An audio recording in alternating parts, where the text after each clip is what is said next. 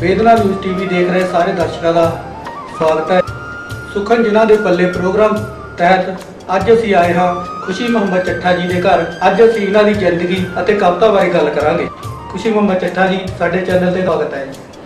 बहुत बहुत शुक्रिया। और मैं सारे ही वेदना न्यूज़ टीवी के जिन्ने भी स्रोते हैं सारे मेरे वालों बहुत ही प्यार भरी सत श्री अकाल, अस्सलाम वालेकुम। सब तो पहला ਚੱਠਾ जी तुसीं दसो कि तुहाडा बचपन किस तरह का सी, कित्थे बीतिया? बचपन की गल करिए तो मैं पिंड दूड़े जिला जलंधर जंपल सो बचपन तो लैके जवानी तकरीबन सारा मेरा उत्थे ही बीतिया। तो फिर पढ़द्या ही 1983 के मैं इंडियन नेवी के भर्ती हो गया और 15 साल सर्विस करने तो बाद मैं परमेचर रिटायरमेंट अपनी कर ली 1998 के। सो 1998 के वापस आने ते सो शौक लिखण का मैनूं पहला ही सी थोड़ा बहुत और हौली हौली फिर मैं साहित्य के खेत्र के इसनूं बनाना शुरू किया। कविता जी एक बहुत नाजुक विधा है ते नौकरी जी वो भी नेवी दी जी बहुत समझ लो घर की जिम्मेवारी या हार वारी है ते वो तुसीं बैलेंस कभी बनाया सीगा कि जां कविता उस समय पिछे रह गई किते? नहीं, उस समय के कविता जी मेरी एक्चुअली छुट गई सी। पूरा ध्यान मेरा नौकरी के उत्ते हुंदा सी, सर्विस के उत्ते हुंदा सी। सो इस वक्त ज़्यादा ध्यान मैं नहीं किया। सो शौक मैनूं सीगा पर उस वेले मैं एक कविता मैं नहीं लिख सकिया।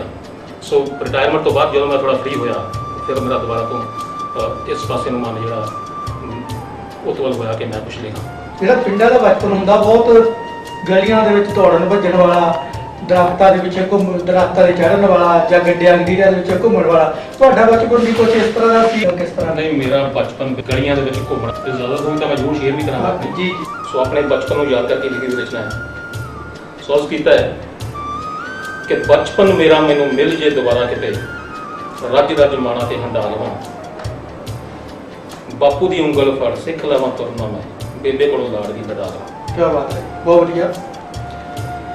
ढिले लेखे वाली वड्डी निक्कर नूं पा के असीं टारां दीयां रेसां भी लगावांगे पिंड दीयां गलियां च नंगे पैरीं दौड़ दौड़ मार मार टायरां नूं भजावांगे खाले चों लिया के दिल्ली चीकनी ਜਿਹੀ मिट्टी झड़ कोठे मोर भुग्गियां बना लवां बचपन मेरा मैनूं मिल जाए दोबारा किते रज रज माणा ते हंडा लवां। बहुत अच्छे। कि बारिशां दे दिनां विच टोभे उत्ते जाके विच चुੱਭੀਆਂ ते तारियां लगावांगे बोड़ दियां पत्तियां सोना जो खुबो के दौड़ हवा विच चक्री घुमावांगे पक्के होए अकड़े दे डोडियां नूं खोल माइयां बुढ़ियां नूं हवा च उड़ा लवां। बहुत बढ़िया।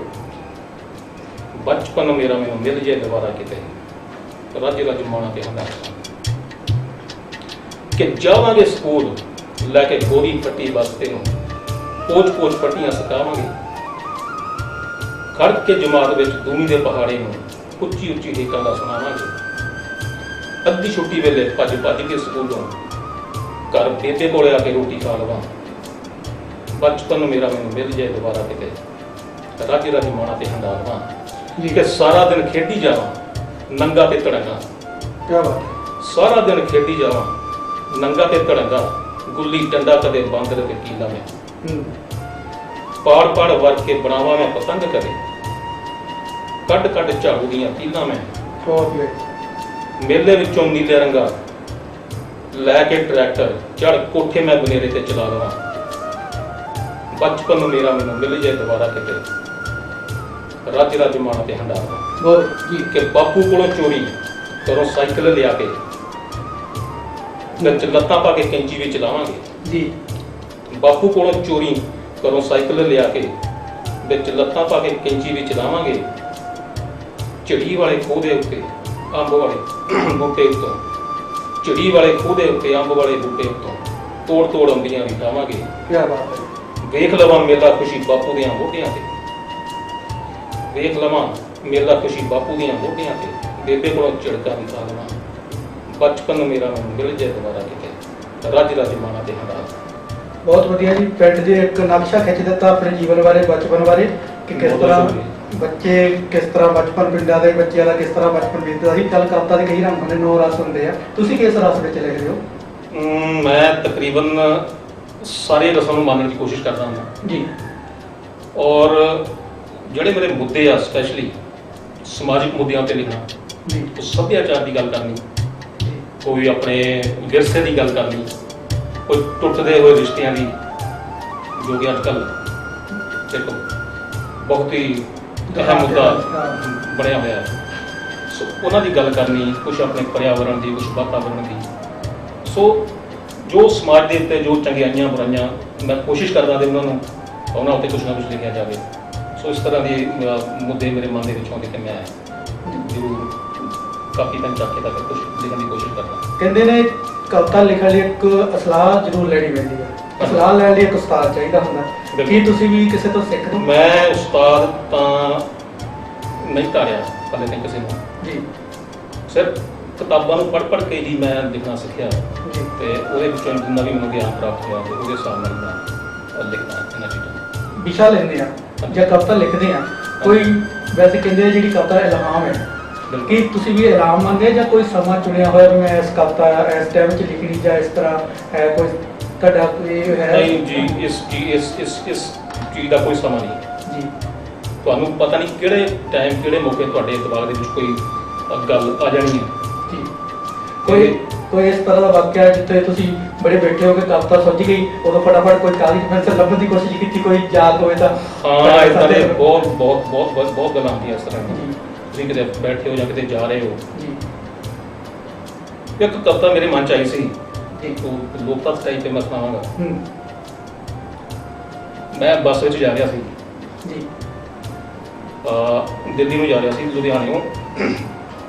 ਜਿਹੜੇ ਬੱਸਾਂ 'ਚ ਵੇਟਰ ਹੁੰਦੇ ਆ, ਹਾਂਜੀ, ਉਹ ਸਮਾਨ ਵੇਚਦੇ ਆਪਣਾ। ਬਿਲਕੁਲ। ਉਹ ਚੜ੍ਹਿਆ ਇੱਕ ਬੰਦਾ ਉੱਥੋਂ ਲੁਧਿਆਣੇ ਕਿਸੇ ਚੌਂਕ ਤੋਂ, ਤੇ ਉਹਨੇ ਆਪਣਾ ਪ੍ਰਚਾਰ ਸ਼ੁਰੂ ਕੀਤਾ ਜੋ ਵੇਚਦਾ ਸੀ ਕੁਛ। ਤੇ ਉਹਨੇ ਜੋ ਹੋਕਾ ਦਿੱਤਾ ਨਾ, ਉਹ ਮੈਨੂੰ ਉਹ ਘਰ ਕਰ ਗਿਆ ਮੇਰੇ ਮਨ ਦੇ ਵਿੱਚ। ਜੀ। ਉਹਨੇ ਕੁਛ ਇਸ ਤਰ੍ਹਾਂ ਦੀ ਗੱਲ ਕਹੀ, ਆਪਣਾ ਧਿਆਨ ਖਿੱਚਣ ਵਾਸਤੇ ਸਵਾਰੀਆਂ ਦਾ, ਜੀ। ਕਿ ਲਓ ਵੀ ਪਿਆਰਿਓ ਅੱਖਾਂ ਦੇ ਉਤਾਰਿਓ, ਕਰਕੇ ਧਿਆਨ ਜਰਾ ਗੱਲ ਨੂੰ ਵਿਚਾਰਿਓ। ਬਾਕੀ ਉਹਨੇ ਆਪਣੀ ਦਵਾਈ ਜੋ ਵੀ ਵੇਚਦਾ ਸੀ ਉਹਦਾ ਉਹਨੇ ਠੀਕ ਉਹ ਵਿਵਰਣ ਦਿੱਤਾ। ਠੀਕ ਹੈ। ਤੇ ਲੋਕਾਂ ਦਾ ਕੰਨ ਖੜੇ ਹੋ ਗਏ ਵੀ ਬੰਦਾ ਕੀ ਕਹਿ ਰਿਹਾ ਸੀ। ਹੂੰ। ਤੇ ਮੈਂ ਬੈਠੇ ਥੋੜਾ ਅੱਗੇ ਗਿਆ ਤੇ ਮੇਰੇ ਮਨ 'ਚ ਗੱਲ ਹੈ ਕਿ ਮੈਂ ਹਾਂ ਵੀ ਇਹਦੇ ਉੱਤੇ ਕੁਛ ਲਿਖਿਆ ਜਾ ਸਕਦਾ, ਜੀ। ਕੁਛ ਲੋਕਤੱਤ ਟਾਈਪ ਕੁਛ ਗੱਲਾਂ ਵਿਚਾਰਨ ਵਾਲੀਆਂ ਜਿਹੜੀਆਂ ਨਾ ਉਹ ਲਿਖੀਆਂ, ਉਹਨੂੰ ਮੈਂ ਵੀ ਲਿਖੀਆਂ। ਤੇ ਅਗਰ ਇਜਾਜ਼ਤ ਹੈ ਤਾਂ ਮੈਂ ਬਿਲਕੁਲ ਜੀ, ਸਾਂਝੀ ਕਿ ਲਓ ਜੀ ਪਿਆਰਿਓ ਅੱਖਾਂ ਦੇ ਉਤਾਰਿਓ, ਕਰਕੇ ਧਿਆਨ ਜਰਾ ਗੱਲ ਨੂੰ ਵਿਚਾਰਿਓ। ਜੀ। ਆਪਣੇ ਰਾਹਾਂ ਤੇ ਚੱਲ ਲੱਖ ਪਾਉ ਮੰਜ਼ਿਲਾਂ ਨੂੰ, ਆਪਣੇ ਰਾਹਾਂ ਤੇ ਚੱਲ ਲੱਖ ਪਾਉ ਮੰਜ਼ਿਲਾਂ ਨੂੰ, ਦੂਜਿਆਂ ਦੇ ਰਾਹਾਂ ਵਿੱਚ ਕੰਡੇ ਨਾ ਖਿਲਾਰਿਓ। ਉੱਚੇ ਨੀਵੇਂ ਰਾਹਾਂ ਭਰੀ ਜ਼ਿੰਦਗੀ ਨੂੰ ਵੇਖ ਕੇ ਛੱਡਿਓ ਨਾ ਦਿਲ ਕਦੇ, ਹੌਸਲਾ ਨਾ ਹਾਰਿਓ, ਕਰਕੇ ਧਿਆਨ ਜਰਾ ਗੱਲ ਨੂੰ ਵਿਚਾਰਿਓ। ਕਿ ਕਰੇ ਕੋਈ ਜ਼ੁਲਮ ਮਜ਼ਲੂਮਾਂ ਬੇਸਹਾਰਿਆਂ ਤੇ, ਬਹੁਤ ਅੱਛੇ।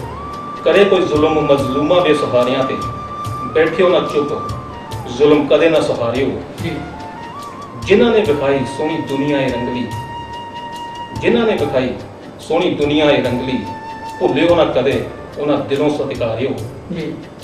ਕਰਕੇ ਧਿਆਨ ਜਰਾ ਗੱਲ ਨੂੰ ਵਿਚਾਰਿਓ।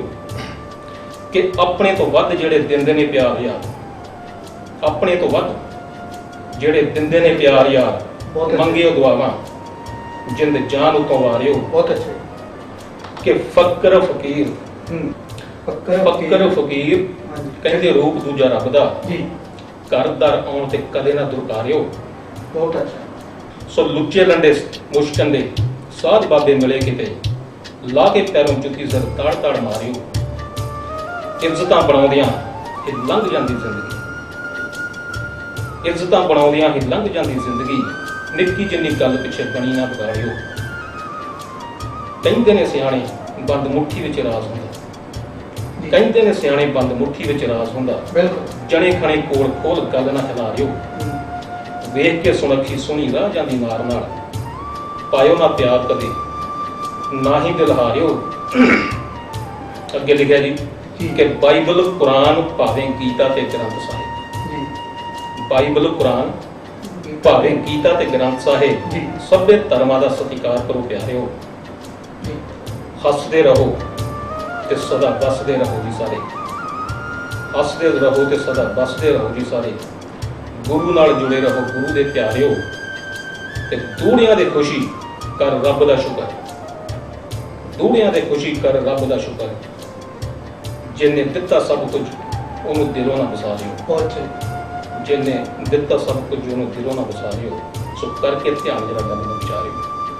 ਬਹੁਤ ਹੀ ਵਧੀਆ ਕਵਿਤਾ, ਲੋਕ ਤੱਤ ਭਰਪੂਰ, ਮੁਹਾਵਰੇ ਭਰਪੂਰ ਤੁਹਾਡੀ ਕਵਿਤਾ ਸੀ। ਲੋਕ ਸਾਹਿਤ ਦੀ ਜਿਹੜੀ ਇੱਕ ਵੰਨਗੀ ਤੁਹਾਨੂੰ ਤੁਸੀਂ ਸੁਣਾਈ। ਦੁਨੀਆ ਦੇ ਰੰਗ ਕਿਤਾਬ ਜਿਹੜੀ ਆ ਕਦੋਂ ਆਈ? ਇੱਕ ਕਿਤਾਬ ਇੱਕ ਸਵਾਬੀ ਬਣਿਆ ਜੀ। ਮੈਂ ਜਦੋਂ ਸੋਸ਼ਲ ਮੀਡੀਆ ਦੇ ਉੱਤੇ ਥੋੜਾ ਸਰਗਰਮ ਹੋਇਆ, ਜੀ। ਆਪਣੀਆਂ ਰਚਨਾਵਾਂ ਮੈਂ ਸ਼ੇਅਰ ਕਰਨੀਆਂ ਸ਼ੁਰੂ ਕੀਤੀਆਂ। ਹੂੰ। ਸੋ ਕਾਫੀ ਮੇਰੇ ਯਾਰ ਦੋਸਤ ਜੋ ਰਾਈਟਰ ਜੋ ਕਵੀ ਲੇਖਕ ਜੁੜਦੇ ਗਏ ਨਾਲ, ਜੀ।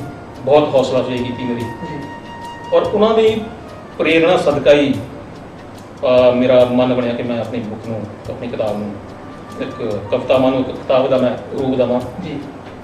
ਸੋ ਇੱਕ ਮੇਰਾ ਦੋਸਤ ਮੇਰਾ ਹਮਜਮਾਤੀ ਬਹੁਤ ਹੀ ਅਜ਼ੀਜ਼ ਦੋਸਤ ਹੈ, ਜੀ। ਕੈਨਿਥ ਜੱਫਰ ਚਿੰਗੜ ਤੋਂ, ਹੂੰ। ਉਹ ਇਸ ਵੇਲੇ ਅਮਰੀਕਾ ਦੇ ਵਿੱਚ ਹੈ। ਠੀਕ। ਉਹਨਾਂ ਨੇ ਬਹੁਤ ਸਹਿਯੋਗ ਦਿੱਤਾ ਇਸ ਚੀਜ਼ ਦੇ ਵਿੱਚ। ਦੁਨਿਆਵੀ ਰੰਗ, ਬਾਕੀ ਦੁਨਿਆਵੀ ਰੰਗ ਹੈ ਜਿਹੜੀ ਕਵਿਤਾ ਤੁਹਾਡੀ, ਮੈਂ ਕਵਿਤਾ ਪੜ੍ਹੀ ਵੀ ਹੈ, ਸੋਹਣੀ ਕਵਿਤਾ, ਵਧੀਆ ਕਵਿਤਾ। ਜਿਹੜੇ ਤੁਹਾਡੇ ਦੋਸਤ ਦਾ, ਇਹ ਤਾਂ ਟੈਕਨੀਕਲ ਗੱਲ ਹੋਊਗੀ, ਟੈਕਨੀਕਲ ਜਿਹੜੇ ਉਹਨੇ ਜਾਂ ਇਕਨੋਮਿਕਲੀ ਤੌਰ ਤੇ ਮਦਦ ਕੀਤੀ ਹੋਊਗੀ ਕਿਸੇ ਤਰੀਕੇ ਨਾਲ। ਜਿਹੜੀ ਕਵਿਤਾ ਦੀ ਗੱਲ ਕਰੀਏ ਤਾਂ ਕਵਿਤਾ ਛਪਾਉਣ ਵਿੱਚ ਜਾਂ ਉਹਨੂੰ ਕਿਸੇ ਠੀਕ ਕਰਨ ਦੇ ਵਿੱਚ ਕਿਸੇ ਦੀ ਸਲਾਹ ਲਈ ਸੀ, ਜਾਂ ਉਹਦੇ ਕਿਹਨੇ ਤੁਹਾਡਾ ਸਾਥ ਦਿੱਤਾ ਉਹਨੂੰ ਕਵਿਤਾ ਛਪਾਉਣ ਚ? ਕਿਹੜੇ ਤੁਹਾਡੇ ਸਾਥ ਦੇ ਸਹਿਯੋਗੀ ਰਹੇ? ਸਹਿਯੋਗੀ ਮੈਂ ਆਪਣੇ ਅਮਰਜੀਤ ਸਿੰਘ ਸੰਧੂ ਸਾਹਿਬ ਜੀ ਨੇ, ਜੀ। ਉਸਤਾਦ ਲੋਕ ਆਪਾਂ ਕਹਿ ਸਕਦੇ ਹਾਂ, ਗਜ਼ਲ ਦੇ ਖੇਤਰ ਦੇ ਵਿੱਚ ਉਸਤਾਦ ਨੇ ਉਹ, ਤੇ ਉਹਨਾਂ ਨਾਲ ਮੇਰਾ ਰਾਬਤਾ ਕਾਇਮ ਹੋ ਗਿਆ। ਉਹਨਾਂ ਨਾਲ ਮੈਂ ਸਲਾਹ ਮਸ਼ਵਰਾ ਕੀਤਾ, ਜੀ। ਉਹਨਾਂ ਨੂੰ ਆਪਣੀਆਂ ਮੈਂ ਲਿਖਤਾਂ ਦਿਖਾਈਆਂ, ਜੀ। ਔਰ ਇਸ ਜਿਹੜੀ ਕਿਤਾਬ ਹੈ ਦੁਨਿਆਵੀ ਰੰਗ ਹੈ, ਇਸ ਦਾ ਮੁੱਖ ਬੰਦ ਵੀ ਉਹਨਾਂ ਨੇ ਲਿਖਿਆ। ਜੀ। ਸੋ ਉਹਨਾਂ ਨੇ ਮੈਨੂੰ ਬਹੁਤ ਉਤਸ਼ਾਹ ਦਿੱਤਾ ਤੇ ਬਹੁਤ ਮੇਰੀ ਸਿਫਤ ਕੀਤੀ ਕਿ ਤੁਸੀਂ ਬਹੁਤ ਵਧੀਆ ਲਿਖਦੇ ਹੋ। ਉਹਦੇ ਵਿੱਚ ਜੇ ਕੋਈ ਮਾੜੀ ਮੋਟੀ ਕਰੇ त्रुटि ਸੀ ਤਾਂ ਉਸ ਚੀਜ਼ ਤੋਂ ਉਹਨਾਂ ਨੇ ਸਮਝਾਇਆ ਵੀ ਕਿ ਤੁਸੀਂ ਇਸ ਚੀਜ਼ ਨੂੰ ਇੱਦਾਂ ਕਰੋ ਜਾਂ ਇੱਦਾਂ ਕਰੋ। ਤੇ ਉਹਨਾਂ ਦਾ ਵੀ ਮੈਂ ਬਹੁਤ ਧਿਆਨ ਨਾਲ ਸ਼ੁਕਰੀਆ ਅਦਾ, ਸਰਦਾਰ ਅਮਰਜੀਤ ਸਿੰਘ ਸੰਧੂ ਜੀ। ਉਹਨਾਂ ਦੀ ਸੰਗਤ ਵਿੱਚ ਜਾ ਕੇ ਹਰੇਕ ਬੰਦਾ ਸੋਚਦਾ ਕਿ ਮੈਂ ਵੀ ਹੁਣ ਗਜ਼ਲ ਲਿਖਾਂ। ਉਹਨਾਂ ਦੀ ਸੰਗਤ ਵਿੱਚ ਜਾ ਕੇ ਤੁਹਾਡਾ ਵੀ ਮਨ ਇਸ ਤਰ੍ਹਾਂ ਵਿਚਾਰ ਕੁਝ ਬਣਿਆ? ਸੰਧੂ ਸਾਹਿਬ ਨੇ, ਉਸਤਾਦ ਜੀ, ਉਹਨਾਂ ਨੇ ਮੈਨੂੰ ਬਹੁਤ ਵਾਰੀ ਕਿਹਾ ਵੀ, ਜੀ। ਲਿਖਤੀ ਰੂਪ ਦੇ ਵਿੱਚ ਵੀ ਉਹਨਾਂ ਨੇ ਮੈਨੂੰ ਕਮੈਂਟ ਇੱਕ ਵਾਰੀ ਕੀਤਾ ਸੀ ਕਿ ਤੁਸੀਂ ਇਸ ਪਾਸੇ ਨੂੰ ਆਓ, ਜੀ। ਤੇ ਤੁਹਾਡੀਆਂ ਰਚਨਾਵਾਂ ਵਿੱਚ ਜਿਹੜੀ ਗਜ਼ਲ ਦੀ ਝਲਕ ਹੈ ਜੀ।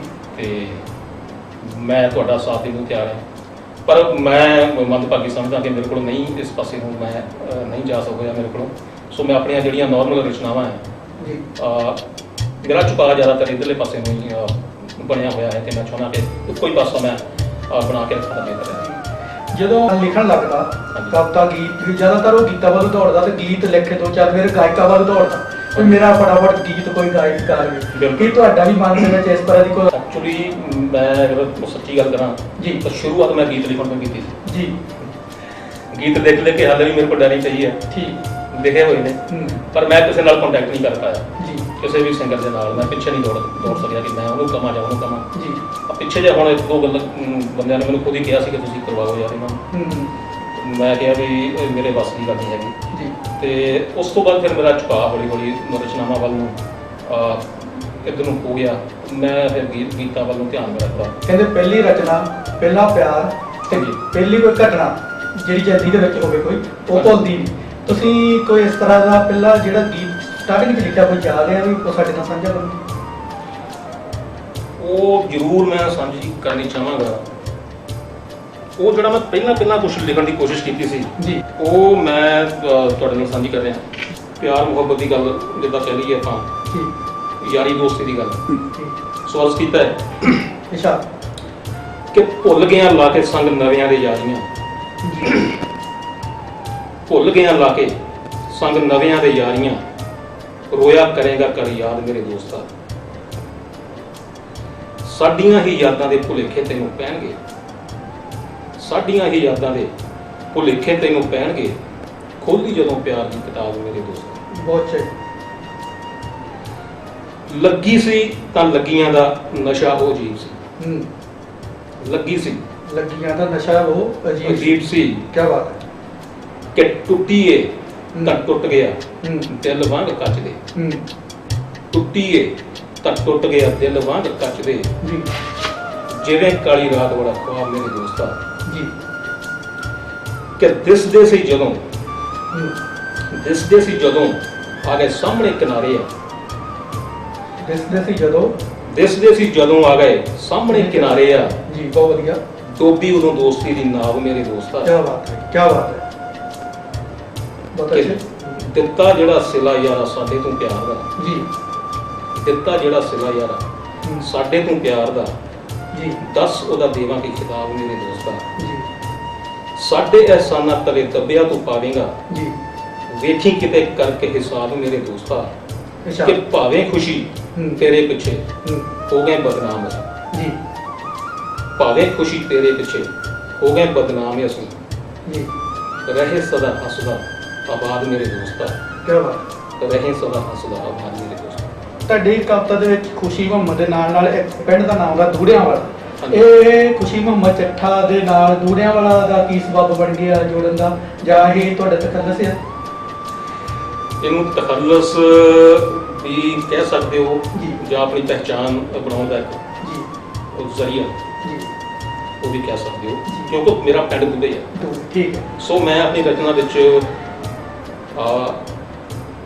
ਕਵਿਤਾ ਦੇ ਰੰਗ ਦੇ ਹਿਸਾਬ ਦੇ ਨਾਲ ਜਾਂ ਉਹਦੇ ਵਿੱਚ ਜਿੱਥੇ ਜਿਸ ਚੀਜ਼ ਦੀ ਫਿਟਿੰਗ ਆਉਂਦੀ ਹੈ ਰਿਦਮ ਦੇ ਵਿੱਚ ਇੱਦਾਂ ਠੀਕ ਜਿੱਥੇ ਮੇਰਾ ਨਾਮ ਆ ਜਾਂਦਾ ਹੂੰ, ਮੈਂ ਖੁਸ਼ੀ ਮੁਹੰਮਦ ਲਿਖ ਦਿੰਦਾ ਜੀ ਜਾਂ ਖੁਸ਼ੀ ਮੁਹੰਮਦਾ ਜੀ ਜਾਂ ਖੁਸ਼ੀ ਮੁਹੰਮਦ ਦੂੜਿਆਂ ਵਾਲਿਆ ਜੀ ਜਾਂ ਕੱਲਾ ਦੂੜਿਆਂ ਵਾਲਿਆ ਜੀ ਸੋ ਉਹ ਰਿਦਮ ਦੇ ਵਿੱਚ ਜਿਹੜੀ ਚੀਜ਼ ਫਿੱਟ ਹੁੰਦੀ ਨਾ ਮੈਂ ਉਸ ਚੀਜ਼ ਨੂੰ ਉਸ ਚੀਜ਼ ਨੂੰ ਮੈਂ ਫਿੱਟ ਉਹਦੇ ਵਿੱਚ ਕਰ ਦਿੰਦਾ ਸੋ ਦੂੜਿਆਂ ਵਾਲਾ ਮੈਂ ਤਾਂ ਲਿਖਦਾ ਕਿਉਂਕਿ ਮੇਰਾ ਪਿੰਡ ਦੂੜੇ ਆ ਠੀਕ। ਸੋ ਉਸ ਦੀ ਇੱਕ ਆਪਣੀ ਪਹਿਚਾਣ ਵੀ ਆ ਜਾਂ ਸੋ ਆਪਣੇ ਵੀ ਆ, ਜਾਂ ਆਪਣੇ ਬਚਪਨ ਪਿੰਡ ਦਾ ਜਿਹੜਾ ਨਾਮ ਹੈ ਜੀ ਉਹ ਵੀ ਮੈਂ ਚਾਹੁੰਦਾ ਕਿ ਬਿਲਕੁਲ ਠੀਕ ਪੂਰੀ ਦੁਨੀਆ ਦੇ ਵਿੱਚ ਪਹੁੰਚੇ ਗੱਲ ਆਪਾਂ ਅੱਜ ਦੇ ਸੋਸ਼ਲ ਮੀਡੀਆ ਦੀ ਕਰਦੇ ਹਾਂ ਹਾਂਜੀ। ਬਹੁਤੇ ਜਿਹੜੇ ਕਵੀ ਆ ਜਾਂ ਲੇਖਕ ਆ ਉਹ ਸੋਸ਼ਲ ਮੀਡੀਆ ਤੇ ਰੈਫਰੈਂਸ ਦਿੰਦੇ ਆ ਫਟਾਫਟ ਸੋਸ਼ਲ ਮੀਡੀਆ ਦੇ ਕੱਚ ਪੱਕ ਜਾਂ ਜੋ ਲਿਖਿਆ ਫਟਾਫਟ ਪਾ ਦਿੰਦੇ ਆ ਹਮ। ਇਸ ਬਾਰੇ ਤੁਸੀਂ ਕੀ ਕਹਿਣਾ ਚਾਹੋਗੇ ਦੇਖੋ ਜੀ ਅੱਜ ਕੱਲ੍ਹ ਲੇਖਕ ਜ਼ਿਆਦਾ ਬਣੀ ਜਾਂਦੇ ਜੀ ਸਰੋਤੇ ਜਾਂ ਪਾਠਕ ਘਟੇ ਜੀ ਹਰ ਬੰਦਾ ਇੱਕ ਲਾਈਨ ਕੋਈ ਵੀ ਕਿਤੇ ਉਹਨੂੰ ਟੋਕਰੀ ਮਿਲਾ ਕੇ ਲਿਖਣੀ ਉਹ ਸਿੱਧਾ ਲਿਖੇ ਦਾ ਸੋਸ਼ਲ ਮੀਡੀਆ ਦੇ ਉੱਤੇ ਆਪਣੇ ਆਪ ਨੂੰ ਇੱਕ ਰਾਈਟਰ ਸਮਝਣ ਲੱਗ ਪੈਂਦਾ ਪਰ ਇਹਦੇ ਵਾਸਤੇ ਸਿੱਖਣਾ ਜ਼ਰੂਰੀ ਹੈ ਵਧੀਆ ਉਸਤਾਦ ਧਾਰ ਕੇ ਜੀ ਉਹਨੂੰ ਸਿੱਖ ਕੇ ਅਗਰ ਤੁਸੀਂ ਇਸ ਚੀਜ਼ ਨੂੰ ਸੋਸ਼ਲ ਮੀਡੀਆ ਦੇ ਵਿੱਚ ਸਾਂਝਾ ਕਰੋਗੇ ਤਾਂ ਵਧੀਆ ਗੱਲ ਹੈ ਪਰ ਲਿਖਣਾ ਅਗਰ ਲਿਖਦੇ ਵੀ ਹੋ ਤਾਂ ਕਿਸੇ ਸਪੈਕ ਕੋਈ ਵਧੀਆ ਮੁੱਦੇ ਦੇ ਉੱਤੇ ਜਿਹੜੇ ਸਾਡੇ ਸਮਾਜ ਦੇ ਵਿੱਚ ਬਹੁਤ ਸਾਰੇ ਮੁੱਦੇ ਆ ਸੋ ਮੈਂ ਇੱਕ ਰਚਨਾ ਦੇ ਉੱਤੇ ਇੱਕ ਰਚਨਾ ਮੇਰੀ ਇੱਕ ਰਚਨਾ ਹੈ ਉਹਦਾ ਨਾਮ ਹੀ ਰਚਨਾ ਹੈ ਜੀ ਹਾਂ ਉਹ ਸਾਂਝੀ ਮੈਂ ਕਰੋ। ਚਾਹੁੰਦਾ ਵੀ ਮੈਂ ਉਹ ਮਤਲਬ ਸਾਨੂੰ ਕੀ ਲਿਖਣਾ ਚਾਹੀਦਾ ਜੀ ਮੈਂ ਤੁਹਾਡੇ ਨਾਲ ਉਹ ਸਾਂਝੀ ਕਰ ਰਿਹਾ ਜੀ ਕਿ ਲਿਖੋ ਸੋਹਣਾ ਤੇ ਸੁਚੱਜਾ ਭਾਵੇਂ ਲਿਖੋ ਥੋੜਾ ਘੱਟ ਜੀ ਲਿਖੋ ਸੋਹਣਾ ਤੇ ਸੁਚੱਜਾ ਭਾਵੇਂ ਲਿਖੋ ਥੋੜਾ ਘੱਟ ਪਰ ਲਿਖੀਏ ਜਦੋਂ ਵੀ ਫਿਰ ਕੱਢ ਦਈਏ ਬਾਹਰ ਜੀ ਗੱਲ ਕਰੀਏ ਮਿਆਰੀ ਪੂਰੀ ਕਰਕੇ ਤਿਆਰੀ ਬਹੁਤ ਵਧੀਆ ਗੱਲ ਕਰੀਏ ਮਿਆਰੀ ਪੂਰੀ ਕਰਕੇ ਤਿਆਰੀ ਉੱਚੀ ਸੁੱਚੀ ਸੋਚ ਹੋਵੇ ਦਰਸਾਉਂਦੀ ਰਚਨਾ ਹੂੰ ਗੱਲ ਲੋਕਾਂ ਤੱਕ ਲੋਕਾਂ ਦੀ ਪਹੁੰਚਾਉਂਦੀ ਰਚਨਾ ਕਿਆ ਕਰੋ ਦੇਸ਼ ਵਿੱਚ ਭਖਦੇ ਹੋਏ ਮਸਲੇ ਦੀ ਗੱਲ ਸੱਚ ਲਿਖੋ ਅਤੇ ਰਹੋ ਸਦਾ ਸੱਚ ਤੇ ਅਟਲ ਜੀ ਹੋਵੇ ਸਭ ਦੀਆਂ ਸੱਚੀਆਂ ਸੁਣਾਉਂਦੀ ਰਚਨਾ ਹੂੰ ਗੱਲ ਲੋਕਾਂ ਤੱਕ ਲੋਕਾਂ ਦੀ ਪਹੁੰਚਾਉਂਦੀ ਰਚਨਾ ਕਿਆ ਬਾਤ ਕਿ ਲਿਖੋ ਟੁੱਟੇ ਜਾਂਦੇ ਰਿਸ਼ਤੇ ਬਚਾਉਣ ਦੀ ਕੋਈ ਗੱਲ ਹੂੰ ਲਿਖੋ ਟੁੱਟੇ ਜਾਂਦੇ ਰਿਸ਼ਤੇ ਬਚਾਉਣ ਦੀ ਕੋਈ ਗੱਲ ਹੂੰ ਅਣਜੰਮੀਆਂ ਦੇ ਕਾਤਲਾਂ ਨੂੰ ਕਿੱਦਾਂ ਪਾਈਏ ਠੱਲ ਕਿਆ ਬਾਤ ਹੋਵੇ ਦੁਖੀਆਂ ਦੇ ਦੁੱਖੜੇ ਸੁਣਾਉਂਦੀ ਰਚਨਾ ਬਹੁਤ ਅੱਛੇ ਗੱਲ ਲੋਕਾਂ ਤੱਕ ਲੋਕਾਂ ਦੀ ਪਹੁੰਚਾਉਂਦੀ ਰਚਨਾ ਜੀ ਕਿ ਲਿਖੋ ਬੱਚੀਆਂ ਦੀ ਲੁੱਟੀ ਜਾਂਦੀ ਇੱਜ਼ਤਾਂ ਦੀ ਗੱਲ ਕਿਆ ਬਾਤ ਲਿਖੋ ਬੱਚੀਆਂ ਦੀ ਲੁੱਟੀ ਜਾਂਦੀ ਇੱਜ਼ਤਾਂ ਦੀ ਗੱਲ ਸਾਂਝੇ ਕਰੀਏ ਵਿਚਾਰ ਕਿਵੇਂ ਕੱਢੀਏ ਕੋਈ ਹੱਲ ਜੀ ਚੰਗੀ ਮਾੜੀ ਗੱਲ ਹੋਵੇ ਸਮਝਾਉਂਦੀ ਰਚਨਾ ਕਿਆ ਬਾਤ ਹੈ ਗੱਲ ਲੋਕਾਂ ਤੱਕ ਲੋਕਾਂ ਦੀ ਪਹੁੰਚਾਉਂਦੀ ਰਚਨਾ ਜੀ ਅੱਗੇ ਅਰਜ਼ ਕੀਤਾ ਹੈ ਜੀ ਕਿ ਗੱਲ ਕਰਦੀ ਹੋਵੇ ਜੀ ਰਾਵੀ ਤੇ ਚਨਾਬ ਦੀ ਗੱਲ ਕਰਦੀ ਹੋਵੇ ਕੋਈ ਰਾਵੀ ਤੇ ਚਨਾਬ ਦੀ ਜੀ ਗੀਤ ਗਾਉਂਦੀ ਹੋਵੇ ਲਹਿੰਦੇ ਚੜ੍ਹਦੇ ਪੰਜਾਬ ਦੀ ਕਿਆ ਬਾਤ ਹੈ ਗੱਲ ਕਰਦੀ ਕੋਈ ਹੋਵੇ ਜੀ। ਰਾਵੀ ਤੇ ਚਨਾਬ ਦੀ ਜੀ ਗੀਤ ਗਾਉਂਦੀ ਹੋਵੇ ਲਹਿੰਦੇ ਚੜ੍ਹਦੇ ਪੰਜਾਬ ਦੀ ਹੋਵੇ ਵਿਛੜੀਆਂ ਰੂਹਾਂ ਨੂੰ ਮਿਲਾਉਂਦੀ ਰਚਨਾ ਜੀ ਗੱਲ ਲੋਕਾਂ ਤੱਕ ਲੋਕਾਂ ਦੀ ਪਹੁੰਚਾਉਂਦੀ ਰਚਨਾ ਕਿ ਹੋਵੇ ਕਰਦੀ ਕੋਈ ਗੱਲ ਜੀ ਦੇਸ਼ ਦੇ ਜਵਾਨਾਂ ਕਿਆ ਬਾਤ ਹੋਵੇ ਕਰਦੀ ਕੋਈ ਗੱਲ ਦੇਸ਼ ਦੇ ਜਵਾਨਾਂ ਦੀ ਨਿਤ ਖੁਦਕੁਸ਼ੀ ਕਰ ਰਹੇ ਕਿਰਸਾਨਾਂ ਦੀ ਜੀ ਹੋਵੇ ਸਪਨਾ ਦਾ ਹੌਸਲਾ ਵਧਾਉਂਦੀ ਰਚਨਾ ਗੱਲ ਲੋਕਾਂ ਤੱਕ ਲੋਕਾਂ ਦੀ ਪਹੁੰਚਾਉਂਦੀ ਰਚਨਾ ਅਰਜ਼ ਕੀਤਾ ਜੀ ਕਿ ਛੱਡੋ ਇਸ਼ਕ ਮਜਾਜੀ ਲਿਖਣ ਵਾਲਿਆਂ ਨੇ ਜੀ ਛੱਡੋ ਇਸ਼ਕ ਮਜਾਜੀ ਕਰੋ ਗੱਲ ਕੋਈ ਹਕੀਕੀ ਜੀ ਛੱਡੋ ਇਸ਼ਕ ਮਜਾਜੀ ਕਰੋ ਗੱਲ ਕੋਈ ਹਕੀਕੀ ਜੀ ਬਣੋ ਮਾੜੇ ਦੀ ਆਵਾਜ਼ ਕੋਈ ਹੋਵੇ ਜੇ ਵਧੀਕੀ ਜੀ ਬੁਰੇ ਬੰਦਿਆਂ ਦੇ ਕੋਲ ਖੁਲਵਾਉਂਦੀ ਰਚਨਾ ਜੀ ਗੱਲ ਲੋਕਾਂ ਤੱਕ ਲੋਕਾਂ ਦੀ ਪਹੁੰਚਾਉਂਦੀ ਰਚਨਾ ਆਖਰੀ ਬੰਦ ਹੈ ਜੀ ਕਿ ਖੁਸ਼ੀ ਲਿਖੀ ਹੈ ਜਦੋਂ ਨਾ ਮਾੜੀ ਸੋਚ ਅਪਣਾਈ ਚਲੋ ਖੁਸ਼ੀ ਲਿਖੀ ਹੈ ਜਦੋਂ ਨਾ ਮਾੜੀ ਸੋਚ ਅਪਣਾਈਏ ਐਵੇਂ ਲਿਖ ਤਾਂ ਨਾ ਗਿਣਤੀ ਵਧਾਈਏ ਜੀ ਖੁਸ਼ੀ ਲਿਖੀ ਹੈ ਜਦੋਂ ਨਾ ਮਾੜੀ ਸੋਚ ਅਪਣਾਈਏ ਐਵੇਂ ਲਿਖ ਤਾਂ ਨਾ ਗਿਣਤੀ ਵਧਾਈਏ ਹੋਵੇ ਮਨੁੱਖਤਾ ਦਾ ਪਾਠ ਪੜਾਉਂਦੀ ਰਚਨਾ ਗੱਲ ਲੋਕਾਂ ਤੱਕ ਲੋਕਾਂ ਦੀ ਪਹੁੰਚਾਉਂਦੀ ਰਚਨਾ ਗੱਲ ਲੋਕਾਂ ਤੱਕ ਲੋਕਾਂ ਦੀ ਪਹੁੰਚਾਉਂਦੀ ਰਚਨਾ ਜਦੋਂ ਬੰਦਾ ਲਿਖਣ ਲੱਗ ਜਾਂਦਾ ਕਿਤਾਬ ਛਪ ਜਾਂਦੀ ਹੈ ਤੇ ਉਹਦੇ ਮਨ ਦੇ ਵਿੱਚ ਜ਼ਿਆਦਾਤਰ ਇੱਛਾ ਹੋ ਜਾਂਦੀ ਹੈ ਕਿ ਉਹਨੂੰ ਮਾਨ ਸਨਮਾਨ ਵੀ ਕਿਤੇ ਨਾ ਕਿਤੇ ਮਿਲੇ ਮਾਨ ਸਨਮਾਨ ਦੀ ਗੱਲ ਕਰੀਏ ਤੇ ਤੁਹਾਡਾ ਕਿੱਥੇ ਜਸਵਿੰਦਰ ਜੀ ਮੈਂ ਜਦੋਂ ਸੋਸ਼ਲ ਮੀਡੀਆ ਦੇ ਉੱਤੇ ਪੋਸਟਾਂ ਆਪਣੀਆਂ ਸ਼ੇਅਰ ਕਰਨੀਆਂ ਸਾਂਝੀਆਂ ਕੀਤੀਆਂ ਸ਼ੁਰੂ ਕੀਤੀਆਂ ਜੀ ਤੇ ਸਭ ਤੋਂ ਪਹਿਲਾ ਗਰੁੱਪ ਇੱਕ ਮੈਨੂੰ ਮਿਲਿਆ ਮਹਿਕ ਪੰਜਾਬ ਜੀ ਫੇਸਬੁੱਕ ਦੇ ਉੱਤੇ ਜੀ ਤੇ ਉਸ ਮਹਿਕ ਪੰਜਾਬੀ ਦਾ ਮੈਂ ਸਰਗਰਮ ਮੈਂਬਰ ਬਣਿਆ ਜੀ ਉਹਦੇ ਵਿੱਚ ਜਿੰਨੇ ਵੀ ਲੇਖਕ ਸੀ ਕਵੀ ਸੀਗੇ ਉਹਨਾਂ ਨਾਲ ਰਾਬਤਾ ਕਰਨ ਦਾ ਮੌਕਾ ਮਿਲਿਆ ਜੀ ਕਾਫਲਾ ਵੱਧਦਾ ਗਿਆ ਤੇ ਉਹ ਇੱਕ ਪ੍ਰੋਗਰਾਮ ਕਰਵਾਉਂਦੇ ਹੁੰਦੇ ਸੀ ਜੀ ਮੁਕਾਬਲਾ ਰਚਨਾਵਾਂ ਦਾ ਹਫ਼ਤਾਵਾਰੀ ਹੁੰਦਾ ਸੀ ਜੀ ਤੇ ਉਹਨਾਂ ਨੇ ਕੋਈ ਕਿਸੇ ਨਾ ਕਿਸੇ ਵਿਸ਼ੇ ਦੇ ਉੱਤੇ ਬਹੁਤ ਰਚਨਾਵਾਂ ਦੀ ਮੰਗ ਕਰਨੀ ਕਿ ਹਾਂ ਵੀ ਇਹਦੇ ਉੱਤੇ ਸਾਨੂੰ ਰਚਨਾਵਾਂ ਭੇਜੋ ਹਾਂ ਇੱਕ ਫੋਟੋ ਹੁੰਦੀ ਸੀ ਜੀ ਉਹ ਫੋਟੋ ਨੂੰ ਆਧਾਰ ਬਣਾ ਕੇ ਤੁਸੀਂ ਉਹਦੇ ਉੱਤੇ ਉਹਦੇ ਉੱਤੇ ਤੁਸੀਂ ਕੁਝ ਰਚਨਾ ਆਪਣੀ ਲਿਖਣੀ ਤੇ ਉਹਦੇ ਵਿੱਚ ਪਾਰਟਿਸਿਪੇਟ ਕੀਤਾ ਜੀ ਤੇ ਉਹਦੇ ਵਿੱਚ ਮੇਰੀਆਂ ਕਾਫੀ ਰਚਨਾਵਾਂ ਨੂੰ ਜੇਤੂ ਕਰਾਰ ਦਿੱਤਾ ਗਿਆ ਔਰ 2 ਵਾਰੀ ਮੁਕਾਬਲੇ ਵਾਸਤੇ ਮੈਨੂੰ ਸਨਮਾਨਿਤ ਵੀ ਕੀਤਾ ਗਿਆ ਸਪੈਸ਼ਲ ਉਹਨਾਂ ਨੇ ਪ੍ਰੋਗਰਾਮ ਰੱਖਿਆ ਸੀ ਤੇ ਉਸ ਤੋਂ ਬਾਅਦ ਕਵੀ ਦਰਬਾਰਾਂ ਦੇ ਵਿੱਚ ਲੋਕ ਕਾਫੀ ਸਨਮਾਨਿਤ ਕਰਦੇ ਨੇ ਕੀ ਕਦੀ ਇਸ ਤਰ੍ਹਾਂ ਦਾ ਕੋਈ ਨੈਗੇਟਿਵ ਵੀ ਬੰਦਾ ਕੋਈ ਨੈਗੇਟਿਵ ਕੋਈ ਇਸ ਤਰ੍ਹਾਂ ਦਾ ਵੀ ਫੋਨ ਆ ਜਾਵੇ ਜਾਂ ਕੋਈ ਸਲਾਹ ਕਰਨ ਮਿਲ ਜਾਵੇ ਯਾਰ ਕੀ ਤੁਸੀਂ ਲਿਖੀ ਜਾਂਦੇ ਆ ਕੋਈ ਇੱਦਾਂ ਦਾ ਬੰਦਾ ਕਦੀ ਹੋਇਆ ਨਹੀਂ ਇੱਦਾਂ ਦੇ ਬਹੁਤ ਘੱਟ ਮਿਲੇ ਆ ਹਾਂਜੀ ਕਿਤੇ ਸੋਸ਼ਲ ਮੀਡੀਆ ਤੇ ਕੋਈ ਨਾ ਕੋਈ ਬੰਦਾ ਹੁੰਦਾ ਕਿ ਜਿਹਦੀ ਸੋਚ ਸਾਡੇ ਨਾਲ ਮੈਚ ਨਹੀਂ ਕਰਦੀ ਜੀ ਉਹ ਆਪਣਾ ਪੱਖ ਰੱਖਣ ਦੀ ਕੋਸ਼ਿਸ਼ ਕਰਦਾ ਕਿ ਤੁਸੀਂ ਨਹੀਂ ਇਸ ਤਰ੍ਹਾਂ ਤੇ ਵੈਸੇ ਮੈਨੂੰ 99% ਲੋਕਾਂ ਨੇ ਬਹੁਤ ਹੀ ਪਿਆਰ ਦਿੱਤਾ ਮੇਰੀਆਂ ਰਚਨਾਵਾਂ ਬਹੁਤ ਹੰਗਾਰਾ ਮਿਲਿਆ ਜਿਹੜੀ ਕੋਈ ਨਵੀਂ ਕਵਿਤਾ ਅੱਜ ਕੱਲ੍ਹ 'ਚ ਲਿਖੀ ਹੈ ਸਾਡੇ ਨਾਲ ਉਹ ਵੀ ਕਵਿਤਾ ਸਾਂਝੀ ਕਰੋਗੇ ਜੀ ਜ਼ਰੂਰ ਨਵੀਆਂ ਕਵਿਤਾਵਾਂ ਬਹੁਤ ਨੇ ਪਰ ਇੱਕ ਰਚਨਾ ਜਿਹੜੀ ਮੈਂ ਪੰਜਾਬ ਦੇ ਇੱਕ ਦੁਖਾਂਤ ਦੇ ਉੱਤੇ ਜੀ ਮੈਂ ਉਹ ਸਾਂਝੀ ਕਰਨੀ ਚਾਹਾਂਗਾ ਤੇ ਇੱਕ ਉਹ ਦੁਖਾਂਤ ਸੀ 1947 ਦਾ ਲਾ ਲਓ ਜਾਂ ਉਸ ਤੋਂ ਪਹਿਲਾਂ ਦਾ ਜਾਂ ਜਦੋਂ ਹਰਿਆਣਾ ਬਣਿਆ ਜਾਂ ਹਿਮਾਚਲ ਬਣਿਆ ਜੀ ਤੇ ਉਹ ਮੈਂ ਇੱਕ ਗੀਤ ਰੂਪੀ ਰਚਨਾ ਕਿ ਕਦੇ ਦਿੱਲੀ ਤੋਂ ਕੰਧਾਰ ਤੀਕਰ ਸੀ ਰਾਜ ਪੰਜਾਬੀਆਂ ਦਾ ਜੀ ਕਦੇ ਦਿੱਲੀ ਤੋਂ ਕੰਧਾਰ ਤੀਕਰ ਸੀ ਰਾਜ ਪੰਜਾਬੀਆਂ ਦਾ ਜਦੋਂ ਹੁੰਦਾ ਸੀ ਰਣਜੀਤ ਸਿੰਘ ਮਹਾਰਾਜ ਪੰਜਾਬੀਆਂ ਦਾ ਅੱਜ ਪਈਆਂ ਵੰਡੀਆਂ ਵੇਖ ਕੇ ਜੀ ਕਰਦਾ ਕੁਰਲਾਣੇ ਨੂੰ ਜੀ ਅੱਜ ਪਈਆਂ ਵੰਡੀਆਂ ਵੇਖ ਕੇ ਜੀ ਕਰਦਾ ਕੁਰਲਾਣੇ ਨੂੰ ਮੈਂ ਰੋ ਗਿਆ ਵੇਖ ਕੇ ਨਕਸ਼ੇ ਤੇ ਪੰਜਾਬ ਪੁਰਾਣੇ ਕੀ ਬਾਤ ਹੈ ਇੱਕੋ ਸੀ ਧਰਤੀ ਮਾਂ ਸਾਡੀ ਇੱਕੋ ਸੀ ਧਰਤੀ ਮਾਂ ਸਾਡੀ ਜੀ ਅਸੀਂ ਪੁੱਤ ਪੰਜਾਬੀ ਸੀ ਬੜਾ ਪਿਆਰ ਦਿਲਾਂ ਵਿੱਚ ਹੁੰਦਾ ਸੀ ਮਿਲਣਾ ਆਦਾਬੀ ਸੀ ਇੱਕੋ ਸੀ ਧਰਤੀ ਮਾਂ ਸਾਡੀ ਅਸੀਂ ਪੁੱਤ ਪੰਜਾਬੀ ਸੀ ਬੜਾ ਪਿਆਰ ਦਿਲਾਂ ਵਿੱਚ ਹੁੰਦਾ ਸੀ ਮਿਲਣਾ ਆਦਾਬੀ ਸੀ ਕਿ ਲਫ਼ਜ਼ਾਂ ਨਾਲ ਬਿਆਨ ਕਰਾਂ 47 ਦੇ ਕਹਾਣੀ ਨੂੰ ਮੈਂ ਰੋ ਗਿਆ ਵੇਖ ਕੇ ਨਕਸ਼ੇ ਤੇ ਪੰਜਾਬ ਪੁਰਾਣੇ ਜੀ ਬਹੁਤ ਕਿ ਕੁਝ ਚੌਧਰ ਦੀਆਂ ਭੁੱਖਿਆਂ ਨੇ ਹੀ ਵੰਡ ਐਸੀ ਪਾਈ ਸੀ ਜੀ ਕੁਝ ਚੌਧਰ ਦੀਆਂ ਭੁੱਖਿਆਂ ਨੇ ਹੀ ਵੰਡ ਐਸੀ ਪਾਈ ਸੀ ਪਿਛੜ ਗਏ ਪੁੱਤ ਮਾਵਾਂ ਤੋਂ ਭਾਈਆਂ ਤੋਂ ਪਾਈ ਸੀ ਜੀ। ਕੁਝ ਚੌਧਰ ਦੀਆਂ ਭੁੱਖਿਆਂ ਨੇ ਹੀ ਵੰਡ ਐਸੀ ਪਾਈ ਸੀ ਪਿਛੜ ਗਏ ਪੁੱਤ ਮਾਵਾਂ ਤੋਂ ਭਾਈਆਂ ਤੋਂ ਪਾਈ ਸੀ।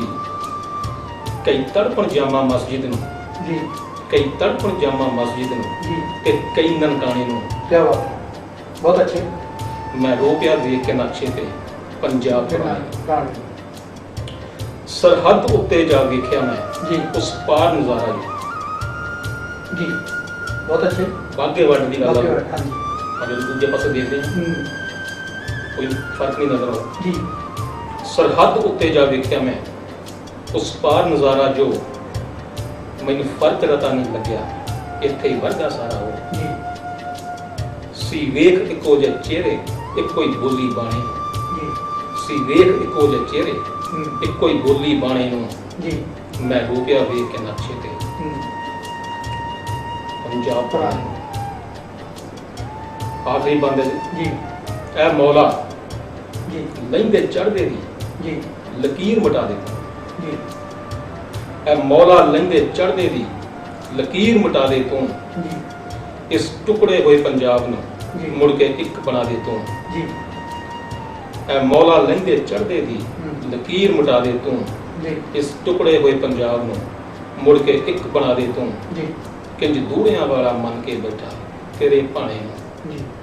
ਮੈਂ ਰੋ ਗਿਆ ਵੇਖ ਕੇ ਨਕਸ਼ੇ ਤੇ ਪੰਜਾਬ ਪੁਰਾਣੇ ਨੂੰ। ਮੈਂ ਰੋ ਗਿਆ ਵੇਖ ਕੇ ਨਕਸ਼ੇ ਤੇ ਪੰਜਾਬ ਪੁਰਾਣੇ। ਕੋਈ ਇਹੋ ਜਿਹੀ ਰਚਨਾ ਜਿਹੜੀ ਬਹੁਤ ਦਿਲ ਦੇ ਕਰੀਬ ਹੋਵੇ ਸਾਡੇ ਨਾਲ ਸਾਂਝੀ ਕਰੋ। ਕਾਫੀ ਨੇ ਵੈਸੇ, ਪਰ ਇੱਕ ਰਚਨਾ ਛੋਟੀ ਜੀ ਮੈਂ ਕੋਈ ਸਾਂਝੀ ਇਸ ਤਰ੍ਹਾਂ ਦੀ ਵੀ ਜਿਹੜੀ ਦਿਲ ਕਰਦਾ ਹੋਵੇ ਮੈਂ ਹੱਥ ਸੁਣਾਵਾਂ। ਕਿ ਕਾਸ਼ ਪਰਿੰਦਾ ਮੈਂ ਬਣ ਜਾ। ਜੀ, ਅੱਛਾ। ਅਰਜ਼ ਕੀਤਾ ਜੀ, ਕਿ ਉੱਡ ਉੱਡ ਅੰਬਰੀ ਤਾਰੀਆਂ ਲਾਵਾਂ, ਉੱਡ ਉੱਡ ਅੰਬਰੀ ਤਾਰੀਆਂ ਲਾਵਾਂ, ਨਾਲ ਖੰਭਾਂ ਦੇ ਯਾਰੀਆਂ ਲਾਵਾਂ। ਉੱਡ ਉੱਡ ਅੰਬਰੀ ਤਾਰੀਆਂ ਲਾਵਾਂ, ਨਾਲ ਖੰਭਾਂ ਦੇ ਯਾਰੀਆਂ ਲਾਵਾਂ, ਵਿੱਚ ਹਵਾ ਦੇ ਗੋਤੇ ਖਾਵਾਂ, ਕਾਸ਼ ਪਰਿੰਦਾ ਮੈਂ ਬਣ ਜਾ। ਕੀ ਬਾਤ ਹੈ, ਬਹੁਤ ਵਧੀਆ। ਕਿ ਨਾ ਕੋਈ ਮੇਰਾ ਮਜ਼ਹਬ ਪਛਾਣੇ, ਨਾ ਕੋਈ ਮੇਰਾ ਮਜ਼ਹਬ ਪਛਾਣੇ, ਨਾ ਮੈਂ ਪਹਿਨਾ ਮਜ਼ਹਬੀ ਬਾਣੇ।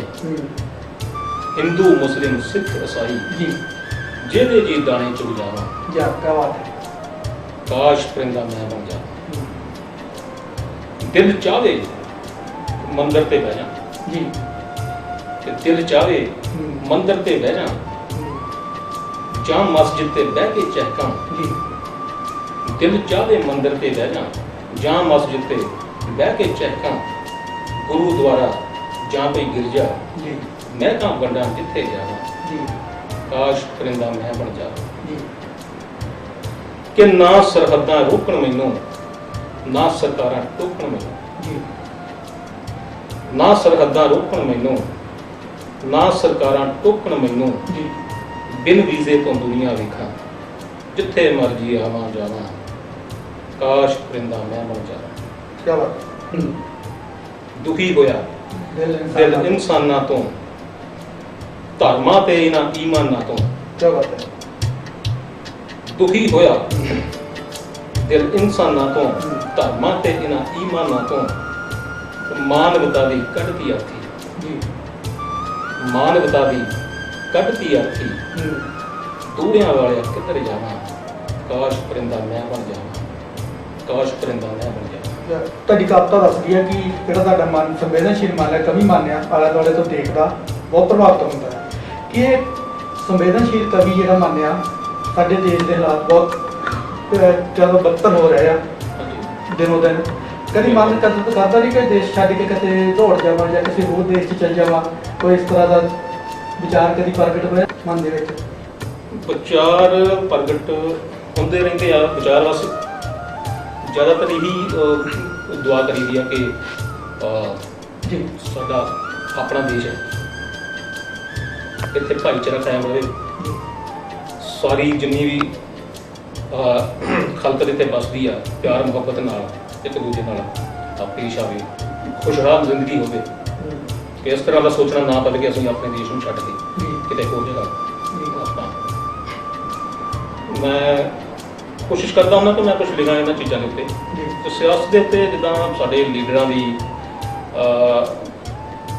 ਜੋ ਕੁਝ ਅਸੀਂ ਦੇਖਦੇ, ਇੱਕ ਸੱਤਾ ਦੀ ਲਾਲਸਾ ਜੋ ਬਣੀ ਹੋਈ ਹੁੰਦੀ ਹੈ, ਜੀ ਉਹਦੇ ਵਾਸਤੇ ਕੁਝ ਵੀ ਕਰਨ ਨੂੰ ਤਿਆਰ ਹੋ ਜਾਂਦੇ। ਇੱਕ ਵਿਅੰਗ ਹੈ, ਜੀ ਉਹ ਮੈਂ ਚਾਹੁੰਦਾ ਸਾਰਿਆਂ ਨੂੰ ਪਸੰਦ ਆਏਗਾ। ਜੀ ਰਚਨਾ ਦਾ ਸ਼ੀਰਸ਼ਕ ਹੈ ਨੇਤਾ ਬਨਾਮ ਕੁਰਸੀ।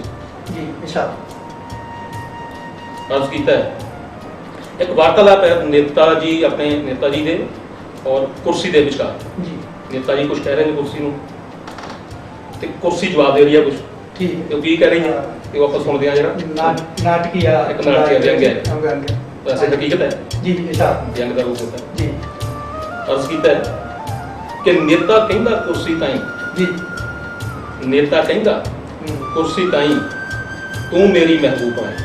ਜੀ ਨੇਤਾ ਕਹਿੰਦਾ ਕੁਰਸੀ ਤਾਈਂ ਹਾਂ ਤੂੰ ਮੇਰੀ ਮਹਿਬੂਬਾ ਹੈ।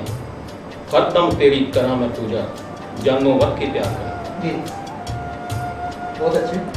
ਅੱਗੇ ਕੁਰਸੀ ਕਹਿੰਦੀ ਹੂੰ ਕੁਰਸੀ ਕਹਿੰਦੀ ਝੂਠ ਤੇ ਮਤਲਬ ਖੋਰੀ ਤੇਰੀ ਰਗ ਰਗ ਵਿੱਚ। ਕੁਰਸੀ ਕਹਿੰਦੀ ਜੀ ਝੂਠ ਤੇ ਮਤਲਬ ਖੋਰੀ ਤੇਰੀ ਰਗ ਰਗ ਵਿੱਚ। ਤੇਰੇ ਵਰਗੇ ਚੱਪੜ ਗੰਜੂ ਤੇ ਦੱਸ ਕਿਉਂ ਮੈਂ ਐਤਬਾਰ ਕਰਾਂ। ਜੀ ਫਿਰ ਨੇਤਾ ਜੀ ਕਹਿੰਦੇ ਨੇ ਜੀ ਨੇਤਾ ਕਹਿੰਦਾ ਮੇਰੇ ਤੋਂ ਵੱਧ ਕੇ ਹੂੰ ਪਿਆਰ ਕਿਸੇ ਤੈਨੂੰ ਕਰਨਾ ਨਹੀਂ। ਜੀ ਨੇਤਾ ਕਹਿੰਦਾ ਮੇਰੇ ਤੋਂ ਵੱਧ ਕੇ ਜੀ ਪਿਆਰ ਕਿਸੇ ਤੈਨੂੰ ਕਰਨਾ ਨਹੀਂ। ਜੀ ਤੇਰੇ ਉੱਤੋਂ ਤਾਂ ਮੈਂ ਸਾਰੀ ਦੁਨੀਆ ਨੂੰ ਨਿਸ਼ਵਾਰ ਕਰਾਂ। ਜੀ ਅੱਗੇ ਕੁਰਸੀ ਕਹਿੰਦੀ ਹੈ ਕਿ ਨਾ ਕੋਈ ਤੇਰਾ ਦੀਨ ਧਰਮ, ਨਾ ਵਜ਼ਨ ਕੋਈ ਤੇਰਿਆਂ ਬੋਲਾਂ ਵਿੱਚ। ਜੀ ਨਾ ਕੋਈ ਤੇਰਾ ਦੀਨ ਧਰਮ, ਨਾ ਵਜ਼ਨ ਕੋਈ ਤੇਰਿਆਂ ਬੋਲਾਂ ਵਿੱਚ। ਜੀ ਕੁਰਸੀ ਕਹਿੰਦੀ ਦੱਸ ਭਲਾ ਫਿਰ ਕਿਉਂ ਮੈਂ ਅੱਖੀਆਂ ਚਾਰ ਕਰਾਂ। ਬਹੁਤ ਵਧੀਆ, ਕੀ ਬਾਤ ਹੈ। ਅੱਗੇ ਨੇਤਾ ਜੀ ਫਿਰ ਬੇਨਤੀ ਕਰਦੇ ਨੇ ਕਿ ਜ਼ਿਆਦਾ ਨਹੀਂ ਤੇ 5 ਸਾਲਾਂ ਲਈ ਹੂੰ ਜੇ ਤੂੰ ਮੇਰੀ ਹੋ ਜਾਵੇਂ। ਜੀ ਜ਼ਿਆਦਾ ਨਹੀਂ ਤੇ 5 ਸਾਲਾਂ ਲਈ ਜੀ ਜੇ ਤੂੰ ਮੇਰੀ ਹੋ ਜਾਵੇਂ। ਹੂੰ ਨੇਤਾ ਕਹਿੰਦਾ ਸਾਰੀ ਉਮਰ ਹੀ ਤੇਰਾ ਸ਼ੁਕਰਗੁਜ਼ਾਰ ਕਰਾਂ। ਜੀ ਤੇ ਆਖਰੀ ਬੰਦ ਹੈ ਜੀ ਕੁਰਸੀ ਵੱਲੋਂ ਅੱਛਾ। ਸੁਣਨ ਵਾਲੀ ਗੱਲ ਹੈ। ਇਸ਼ਾਰਾ ਕੁਰਸੀ ਕਹਿੰਦੀ ਜੀ ਕਿ ਤੇਰੇ ਵਰਗੇ ਚੰਦ ਕੁਰਸੀ ਦੇ ਕੀੜੇ ਖਾ ਗਏ ਦੇਸ਼ ਨੂੰ। ਕੀ ਬਾਤ ਹੈ। ਤੇਰੇ ਵਰਗੇ ਤੇਰੇ ਵਰਗੇ ਚੰਦ ਕੁਰਸੀ ਦੇ ਕੀੜੇ ਖਾ ਗਏ ਦੇਸ਼ ਮੇਰਾ। ਕੁਰਸੀ ਕਹਿੰਦੀ ਦੱਸ ਭਲਾ ਫਿਰ ਕਿਉਂ ਨਾ ਬਹਿਸ਼ਕਾਰ ਕਰਾਂ। ਜੀ ਕੁਰਸੀ ਕਹਿੰਦੀ ਦੱਸ ਫਿਰ ਤੇਰਾ ਕਿਉਂ ਨਾ ਬਹਿਸ਼ਕਾਰ ਕਰਾਂ। ਸੋ ਇੱਕ ਬਿਆਨ ਸੀ ਉਹਨਾਂ ਭ੍ਰਸ਼ਟ ਲੀਡਰਾਂ ਦੇ ਉੱਤੇ। ਬਹੁਤ ਵਧੀਆ ਇੱਕ ਬਿਆਨ ਸੀ ਅੱਜ ਦੀ ਰਾਜਨੀਤੀ, ਅੱਜ ਦੇ ਮਾਹੌਲ ਦੇ ਉੱਤੇ। ਸ਼ੁਕਰੀਆ। ਗੱਲਾਂ ਬਾਕੀ ਸਾਰੀਆਂ ਹੋ ਗਈਆਂ, ਇੱਕ ਗੱਲ ਰਹਿ ਗਈ। ਹਾਂਜੀ। ਬੱਚੇ ਹਾਂਜੀ ਜਾਂ ਜੀਵਨ ਸਾਥਣ ਰਹਿ ਰਹੇ ਜੀ। ਜੀ ਬਿਲਕੁਲ, ਅਸੀਂ ਫੈਮਿਲੀ ਬਹੁਤ ਛੋਟੀ ਫੈਮਿਲੀ ਸਾਡੀ। ਜੀ ਮੈਂ, ਮੇਰੀ ਵਾਈਫ ਜੀ ਮਿਸਿਸ ਕਸ਼ਮੀਰੋ ਚੱਠਾ, ਜੀ ਮੇਰੀ ਬੇਟੀ ਹੈ ਜੀ ਜੈਸਮੀਨ, ਜੀ ਉਹ ਇਸ ਵੇਲੇ ਕੈਨੇਡਾ ਦੇ ਵਿੱਚ ਸਟੱਡੀ ਬੇਸ ਉੱਤੇ ਸਟੱਡੀ ਕਰ ਰਹੀ ਹੈ। ਜੀ ਮੇਰਾ ਬੇਟਾ ਹਰਸ਼ਿਦ ਮੁਹੰਮਦ, ਜੀ ਉਹ ਮੋਹਾਲੀ ਵਿਖੇ ਇੱਕ ਮਲਟੀ ਨੈਸ਼ਨਲ ਕੰਪਨੀ ਦੇ ਵਿੱਚ 3D ਐਨੀਮੇਟਰ ਜੋ ਠੀਕ ਉਹ ਕਰ ਰਹੇ ਨੇ। ਜੀ ਤੇ ਸਾਡੀ ਬਹੂ ਹੈ, ਪਿਛਲੇ ਸਾਲ ਬੇਟੇ ਦਾ ਵਿਆਹ ਕਰ ਦਿੱਤਾ ਸੀ ਜੀ ਤੇ ਉਹਨਾਂ ਦਾ ਨਾਮ ਹੈ ਆਸ਼ਨਾ। ਜੀ ਤੇ ਇਹ ਦੋਨੇ ਹੀ ਬੇਟਾ ਤੇ ਸਾਡੀ ਬਹੂ ਰਾਣੀ ਜਿਹੜੀ ਉਹ ਮੋਹਾਲੀ ਆਪਣੇ ਉਹ ਰਹਿ ਰਹੇ ਨੇ ਉੱਥੇ। ਜੀ ਬਸ ਇਹ ਛੋਟੀ ਫੈਮਿਲੀ ਹੈ। ਬਜ਼ੁਰਗ ਸਾਡੇ ਉਹ ਪਿੰਡ ਦੂੜੇ ਹੀ ਸਾਡੇ ਦੂਸਰੇ ਭਾਈ ਸਾਹਿਬ ਦੇ ਕੋਲ ਪਰ ਰਹਿੰਦੇ ਨੇ, ਸਾਡੇ ਕੋਲ ਵੀ ਆ ਜਾਂਦੇ ਨੇ। ਠੀਕ ਹੈ ਜੀ ਜਿੰਨਾ ਦਿਲ ਕਰਦਾ ਇੱਥੇ ਰਹਿ ਜਾਂਦੇ ਨੇ, ਹੂੰ, ਜਦੋਂ ਦਿਲ ਕਰਦਾ ਫਿਰ ਵਾਪਸ ਜੀ ਚਲੇ ਜਾਂਦੇ ਨੇ। ਸੋ ਇਹ ਸਾਡੀ ਛੋਟੀ ਫੈਮਿਲੀ। ਤੇ ਕਵਿਤਾ ਲਿਖਣ ਦੇ ਵਿੱਚ ਫੈਮਿਲੀ ਦਾ ਕਿੰਨਾ ਕੁ ਯੋਗਦਾਨ ਹੈ, ਜਾਂ ਕਦੀ ਇਸ ਤਰ੍ਹਾਂ ਤਾਂ ਨਹੀਂ ਵੀ ਉਹ ਕਹਿੰਦੇ ਚਲੋ ਜੀ ਆਹ ਕੰਮ ਕਰ ਲਓ, ਤੁਸੀਂ ਆਪਣੀ ਕਾਪੀ ਲੈ ਕੇ ਬੈਠੇ ਹੋ ਕਵਿਤਾ ਲਿਖਣ ਨੂੰ, ਜਾਂ ਇਸ ਤਰ੍ਹਾਂ ਕੋਈ ਕਦੀ ਤਕਰਾਰ ਵੀ ਪੈਦਾ ਹੋਇਆ ਕਦੀ? ਥੋੜਾ ਬਹੁਤ ਹੀ ਹੋ ਜਾਂਦਾ ਕਈ ਵਾਰੀ। ਵੀ ਉਹ ਕਹਿੰਦੇ ਨੇ ਜਦੋਂ ਦੁੱਧ ਦਾ ਟਾਈਮ ਹੈ ਦੁੱਧ ਲੈ ਕੇ ਆਓ, ਤੁਸੀਂ ਆਪਣੀ ਕਵਿਤਾ ਦਾ ਨਹੀਂ ਤਕਰੀਬਨ ਜਿੰਨੇ ਵੀ ਕਵੀ ਆ ਨਾ, ਇਹ ਸਾਰਿਆਂ ਨਾਲ ਇਹ ਚੀਜ਼ਾਂ ਵਾਪਰਦੀਆਂ। ਹਾਂਜੀ ਉਹ ਕਿਉਂਕਿ ਘਰ ਵਾਲੇ ਉਹ ਸੋਚਦੇ ਕਿ ਸਾਨੂੰ ਜੀ। 24 ਘੰਟੇ ਤੁਸੀਂ ਉਹਦੇ ਵਿੱਚ ਹੀ ਖੁੱਬੇ ਰਹਿੰਦੇ ਖੁੱਬੇ ਰਹਿੰਦੇ ਹੈ ਨਾ, ਕੋਈ ਹੋਰ ਵੀ ਕੰਮ ਕਰ ਲੋ ਜਾਂਦਾ। ਜੀ ਤੇ ਜਿਹੜਾ ਕਵੀ ਮਨ ਹੈ ਉਹਦੇ ਮਨ 'ਚ ਕਈ ਵਾਰੀ ਕੋਈ ਵਿਚਾਰ ਆਇਆ ਹੁੰਦਾ, ਕੋਈ ਗੱਲ ਆਈ ਹੁੰਦੀ ਤਾਂ ਉਹ ਸੋਚਦਾ ਕਿ ਮੈਂ ਫਟਾਫਟ ਇਹਨੂੰ ਨੋਟ ਕਰ ਲਵਾਂ ਕਿਤੇ ਭੁੱਲ ਨਾ ਜਾਵੇ, ਜੀ ਹੈ ਨਾ। ਕੋਈ ਬਾਕੀ ਸੋਸ਼ਲ ਮੀਡੀਆ ਦੇ ਉੱਤੇ ਤੁਹਾਨੂੰ ਪਤਾ ਹੂੰ, ਇੱਕ ਦੂਜੇ ਨੂੰ ਹੌਸਲਾ ਅਫਜ਼ਾਈ ਵੀ ਕਰਨੀ ਪੈਂਦੀ ਆ, ਜੀ ਇੱਕ ਦੂਜੇ ਦੀਆਂ ਰਚਨਾਵਾਂ ਨੂੰ ਮਾਣ ਵੀ ਬਖਸ਼ਣਾ ਪੈਂਦਾ। ਉਹ ਸਾਡੀਆਂ ਰਚਨਾਵਾਂ ਨੂੰ ਵੀ ਅਗਲੇ ਬਹੁਤ ਮਾਣ ਦਿੰਦੇ ਨੇ। ਸੋ ਇਸ ਤਰ੍ਹਾਂ ਟਾਈਮ ਥੋੜ੍ਹਾ ਜਦੋਂ ਅਸੀਂ ਸੋਸ਼ਲ ਮੀਡੀਆ ਦੇ ਉੱਤੇ ਕਈ ਵਾਰੀ ਐਕਟਿਵ ਹੁੰਦੇ ਹਾਂ ਤੇ ਫਿਰ ਘਰ ਵਾਲੇ ਨੂੰ ਨੈਚੁਰਲੀ ਗੁੱਸਾ ਆਉਂਦਾ, ਥੋੜ੍ਹਾ ਬਹੁਤ ਆਉਂਦਾ ਹੀ, ਤਕਰਾਰ ਚੱਲਦੀ ਰਹਿੰਦੀ ਥੋੜ੍ਹੀ ਬਹੁਤ। ਕੋਈ ਇਸ ਤਰ੍ਹਾਂ ਦਾ ਵੀ ਕਦੀ ਵਾਕਿਆ ਹੋਇਆ ਕੋਈ ਯਾਦ ਹੋਵੇ ਜਿਹੜਾ ਪੜ ਮੈਂ ਨਹੀਂ ਕੁਝ ਕਰਦਾ ਆ ਲੈ ਕੋਈ ਇਸ ਤਰ੍ਹਾਂ ਦਾ ਕੋਈ ਸਾਂਝਾ ਕਰੋਗੇ? ਨਹੀਂ, ਇਸ ਤਰ੍ਹਾਂ ਜ਼ਿਆਦਾ ਤਾਂ ਨਹੀਂ ਹੋਇਆ। ਇਹ ਯਾਰ ਕਈ ਵਾਰੀ ਮੋਬਾਈਲ ਹੱਥੋਂ ਫੜ ਕੇ ਤਾਂ ਸਾਈਡ ਤੇ ਰੱਖ ਦੇਣਾ, ਛੱਡੋ ਇਹਨੂੰ ਬੰਦ ਕਰੋ। ਇਹਦੇ ਵਿੱਚ ਹੀ ਬੜੇ ਰਹਿੰਦੇ ਸਾਡੇ ਕੋਈ ਹੋਰ ਵੀ ਸਾਡੇ ਨਾਲ ਬੈਠ ਲਿਆ। ਇਸ ਤਰ੍ਹਾਂ ਚਲੋ ਇਹ ਸਭ ਸਾਡੇ ਨਾਲ ਖੁਸ਼ੀ ਮੁਹੰਮਦ ਚੱਠਾ ਜੀ ਸਾਡੇ ਨਾਲ, ਜਿਨ੍ਹਾਂ ਨੇ ਇਹਨਾਂ ਨੇ ਆਪਣੇ ਜੀਵਨ ਅਤੇ ਕਵਿਤਾ ਬਾਰੇ ਗੱਲ ਕੀਤੀ। ਸਾਡੇ ਚੈਨਲ ਤੇ ਆਉਣ ਤੇ ਖੁਸ਼ੀ ਮੁਹੰਮਦ ਚੱਠਾ ਜੀ ਤੁਹਾਡਾ ਬਹੁਤ ਬਹੁਤ ਧੰਨਵਾਦ। ਬਹੁਤ ਬਹੁਤ ਸ਼ੁਕਰੀਆ ਜੀ। ਦੇਖਣਾ ਨਿਊਜ਼ ਟੀਵੀ ਦੇ ਸਾਰੇ ਸਰੋਤਿਆਂ ਦਾ ਤਹਿ ਦਿਲੋਂ ਧੰਨਵਾਦ ਕਰਦਾ ਹਾਂ। ਔਰ ਧੰਨਵਾਦ ਕਰਦਾ ਕਿ ਸਾਡੀ ਇਹ ਨਵੀਂ ਛੋਟੀ ਜਿਹੀ ਗੱਲਬਾਤ